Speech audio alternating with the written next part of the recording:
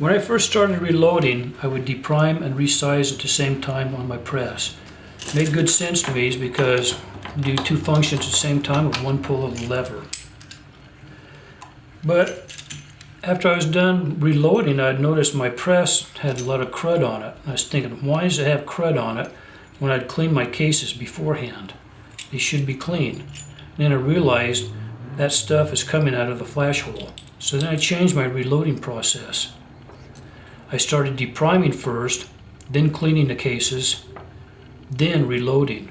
And when I did that, my press and die stayed a lot cleaner. And not only that, if you get that flash hole clean, the new primer seats better and there's less chance of a misfire.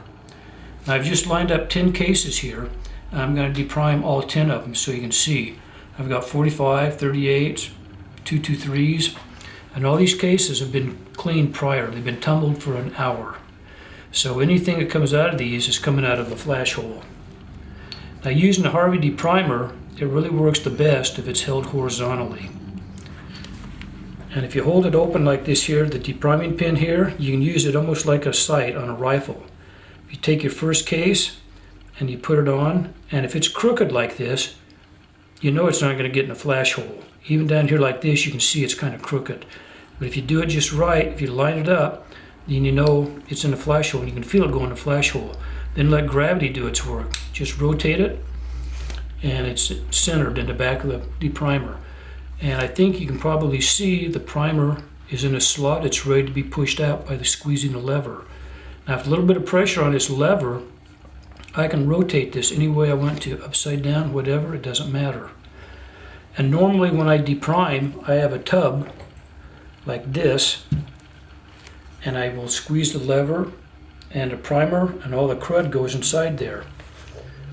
Then I'll have a container next to it, and I'll use my hand for this example, but I release the lever and the case will fall right into it.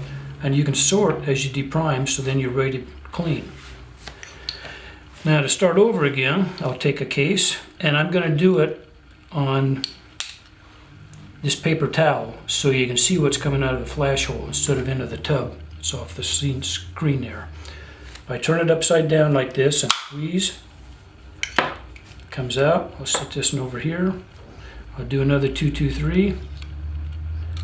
Put it on, rotate, and squeeze. Pops it right out. A 45.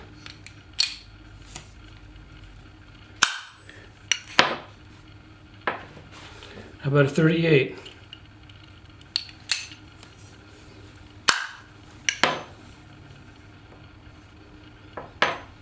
Another 45.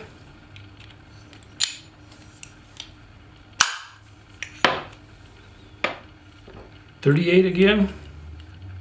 Where is it? There it is.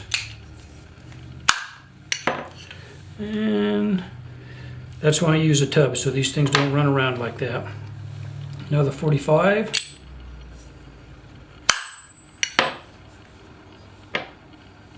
Two, 2, 3 again.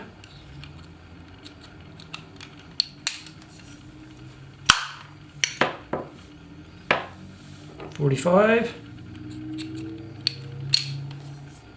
You see the way it's still centered there like that, and I turn it upside down and squeeze, pops it right out. And the last one is another 38. And put it in there, centered. There it is. Runaway primer again. Okay, there is what came out of it with the primers.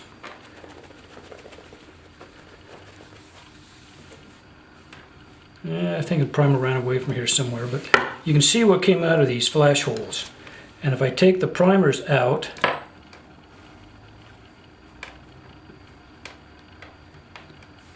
even the parts of the primers, there's another part. This is what's going into your press and dies, and that's just 10 rounds. And there's a lot of other little debris around here scattered around. It didn't get caught. But just an example, 10 cases. You pay a lot of money for your press and dies, so it makes sense to take good care of them. Thanks for watching, and remember, I think you should deprime, clean, then reload.